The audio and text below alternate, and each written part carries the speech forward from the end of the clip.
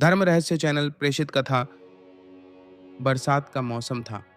देवलाही गांव की हवा में रहस्य घुला था। सरोवर के किनारे पीपल का प्राचीन वृक्ष और उसके पीछे एक टूटा हुआ मंदिर, जहां रात को अजीब फुसफुसाहटें सुनाई देती थीं। इसी गांव में रहती थी आर्या, शहर से पढ़कर लौटी एक सुंदर पर संकोची कन्या। उसे क्या पता था कि उसकी जिंदगी अब साधारण नहीं रहेगी, क्योंकि उस पर होने वाला था एक तांत्रिक प्रेत का प्रेम। शुरुआत धीरे हुई। रात को दरवाजे पर नाखूनों की खरोंचें, खिड़की पर उभरते उंगलियों के निशान और कानों के पास ठंडी फुसफुसाहट। मैं आ गया हूँ। धीरे धीरे आर्या के शरीर पर नीले निशान उभरने लगे, जैसे किसी ने प्रेम में उसे छुआ हो। माँ ने इसे टोना कहा, पर दादी ने फुसफुसाया, यह तंत्र बाधा है और शायद कोई प्रेत उससे प्रेम करने लगा है।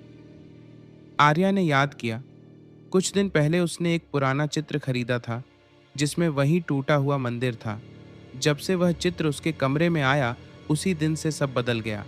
डरते हुए उसने चित्र जला दिया, लेकिन राख में उभरे शब्द थे, मैं यहीं हूँ। रात में एक अनजानी गंध आने लगी, बरगद की जड़ों और गीले चंदन की। वह गंध उसकी धड़कनों की ताल बदल देती। डर और आकर्षण के बीच वह खोने लगी। एक शाम तालाब के पास उसे वही मंदिर दिखा जो चित्र में था। वह भीतर गई। वहां टूटी मूर्ति और राख की गोलाई थी।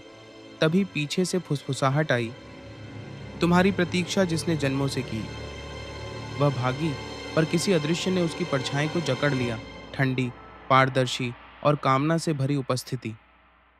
रात में वही स्वर लौट आया, मैं आदित्य हूँ, वही चित्रकार जिसने इसी मंदिर में प्रेम के लिए अपना जीवन त्यागा। तुम्हारी आंखों में वही चेहरा है जिसने मुझे अमर कर दिया। अब आर्या हर रात उस आवाज को सुनती। वह कहता, तुम पर तंत्र बाधा है, पर मैं तुम्हारी रक्षा कर सकता हूँ, अगर तुम मुझे स्वीकार कर लो। डर और करुणा के बीच आर्या ने कहा, हाँ। उस दिन से उसके शरीर के निशान मिट गए, लेकिन अब उसके आईने में हमेशा एक धुंधली आकृति दिखती, आदित्य की। उसकी मौजूदगी डर भी थी और अजीब सी तृप्ति भी। एक दिन मंदिर के पास एक चिट्ठी मिली, तुम्हें बांधने वाला आ जाएगा।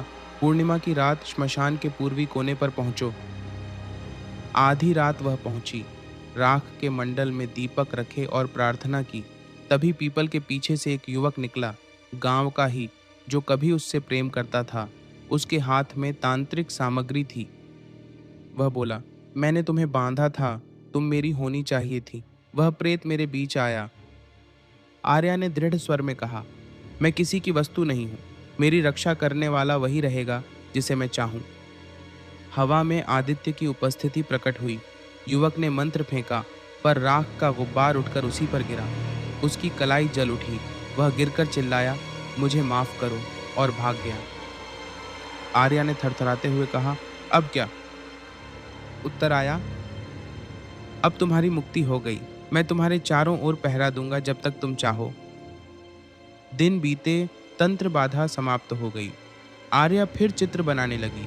गांव के लोग कहते हैं, उसके बनाए हर चित्र में धुएं से बनी एक आकृति होती है, मुस्कुराती हुई, आदित्य की। एक रात खिड़की की धुंध पर शब्द उभरे, जो प्रेम रक्षा करता है वह भी चाहता है।